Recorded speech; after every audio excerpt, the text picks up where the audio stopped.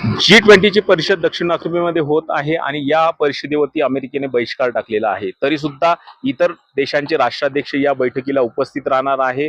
जवळपास 20 देशांचे राष्ट्राध्यक्ष या बैठकीला उपस्थित राहणार आहे.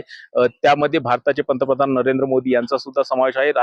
चीनचे राष्ट्राध्यक्ष यांचा सुद्धा समावेश आहे. पण अमेरिकेने मात्र यावरती बहिष्कार टाकलेला आहे आणि विशेष म्हणजे आगामी काळामध्ये 2026ची जी G20 होणार आहे ती अमेरिकेमध्ये होणार आहे आणि त्यामुळे त्याचं कशा पद्धतीने चेअरमनशिप अमेरिका घेतं याकडे सगळ्यांचं लक्ष लागलेलं आहे.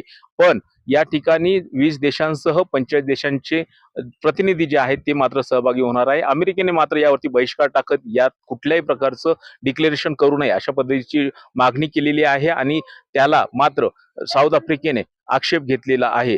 आणि दुसरी महत्वाची गोष्ट म्हणजे ज्या पद्धतीनं G20 च्या दरम्यानच ट्रम्प टॅरिफ म्हणजेच अमेरिकेकडून जो टॅरिफ वॉर सुरू आहे त्या पार्श्वभूमीवर सुद्धा या बैठकीत चर्चा होणं अपेक्षित आहे. कारण की जगभरातल्या व्यापाराचे अनेक मुद्दे जे आहेत ते या बैठकीमध्ये चर्चिले जाणार आहेत.